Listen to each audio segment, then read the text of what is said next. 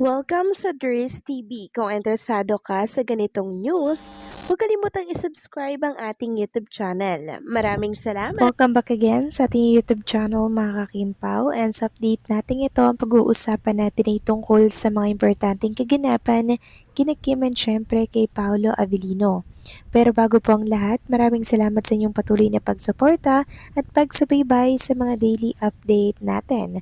Kaya naman bilang pasasalamat, narito po ang isang napili kong komento patungkol ito sa naging previous update.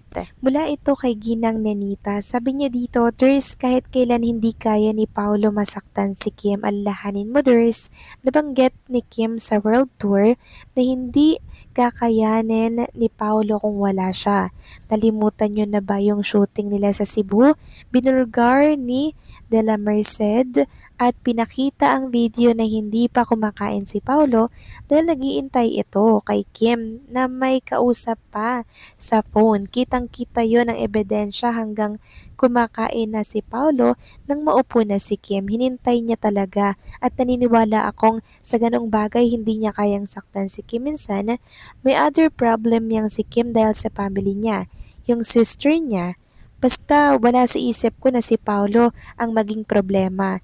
Sa halip, sinabi ni Kim last world tour nila na si Paolo ang taga-absorb ng mga stress niya. Meaning, minsan may pinagdadaanan si Chinita. Kung may problema siya, itong si Paolo ang magko-comfort para mawala ang stress niya. Old age na si Paolo at naniniwala ako na ang kanyang happy pill ay si Chinita lang at walang lugar sa puso niya ang saktan si Kim. Alam ko ang ugali ni Paolo. Mabait si Paolo. Dismayado ako, Ders. Iba parang walang tiwala kay Paolo. Mababaw lang ang tingin nila para kay Paolo. Maraming salamat po sa inyong komento. Ginang Nenita, yes, agree po ako sa inyong mga binitawang salita. Dahil malaki po talagang pagmamahal ni Paolo Avellino kay Chinita Princess dahil hindi niya po yun magagawa mga kakimpaw kung wala po siyang pagmamahal kay Kim Chu, diba? Lagi po siyang nakaalalay kaya Kimi every time po na meron siyang pinagdadaanan. Stress, problema sa pamilya, and syempre, problema sa trabaho. Kaya kalma lang po sana ang mga Kimpaw fans at wag nating pagdudahan ang pagmamahal na binibigay at pinapakita ni Paolo kay Kimi. So maraming salamat po sa inyong komento at paalala, Ginang Nenita. God bless po at mabuhay kayo. So eto na nga pag-usapan na natin mga kakimpaw, mga topic po na nakalap natin sa update na to at unahin nating talakayin ang tungkol dito sa pagpapahinga muna ni Chinita Princess dito po sa It's Showtime. Ayon po yan sa post ng Showbiz Boss. Ayon nga dito, Kim Chu pahinga muna sa It's Showtime. Ibig bang sabihin nito, hindi mo na natin makikita at mapapanood si Kim Chu dito po sa It's Showtime? Well, kung ito po yung desisyon ni Chinita Princess, wala tayong magagawa dyan mga kakimpaw. Agree din naman ako dito kasi syempre kailangan ding magpahinga ni Chinita Princess bago po siya sumabak or sumalang sa aktingan para po yan sa Kopino. Sobrang loaded po kasi itong si Chinita Princess, lalo na pag nagkasabay-sabay yung endorsement shoot, TV commercial shoot, tapos meron pa po siyang It's Showtime. Kaya hindi na po siya nakakapag-gym mga kakimpaw dahil nga po hindi niya na maisiksik sa isang araw yung mga gagawin niya po mga kakimpaw, kaya meron siyang namimiss. Kaya kung yun po ang ikakabuti ni Chinita Princess, ang pagpapahinga muna sa It's Showtime, wala pong problema.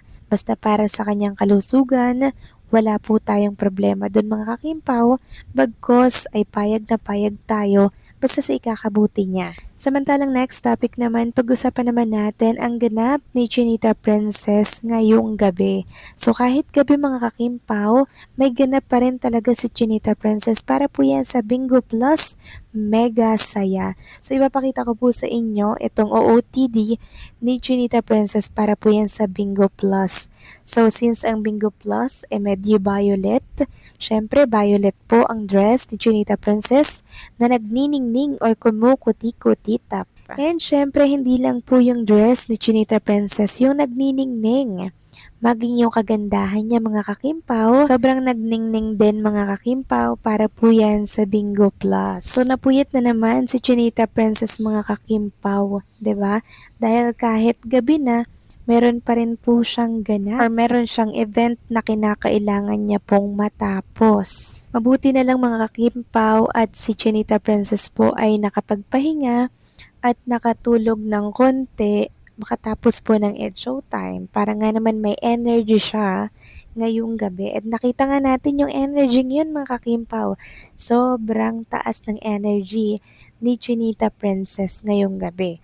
And sa mga nag-aabang po ng live ng Bingo Plus, kani-kanina nga nag-aantay po ako. Pero wala pong naging live eh. Parang mga short video lamang po yung sinashare nila sa mundo po ng social media. And also kanina nga po, meron na po agad nanalo. Meron na po agad nakabingo ng 500,000. And sabi nga po ni Chinita Princess, since pinakabingo na, baka daw pwede na siyang makauwi. So tila baga nagmamadaling umuwi si Chinita Princess dahil dyan ang katanungan po ng ilang mga netizen ay kung may sundo daw ba si Chinita Princess at kung nag-aabang daw ba si Paulo sa naturang event. Kasi meron tayong nakita mga kakimpaw na nakasakay po si Chinita Princess sa loob po ng kotse. Tapos, meron siyang hawak na cellphone. Parang meron siyang ginagawa sa kanyang phone. Tapos, meron po siyang katabi dito mga kakimpaw. Kaso puto lang. Kaya di natin nakita kung sino po yung kanyang katabi sa loob po ng passenger seat dito po sa car. May nagtatanungan na baka si Paolo Avellino po yung katabi ni Chinita Princess. Well, di natin sure mga kakimpaw eh.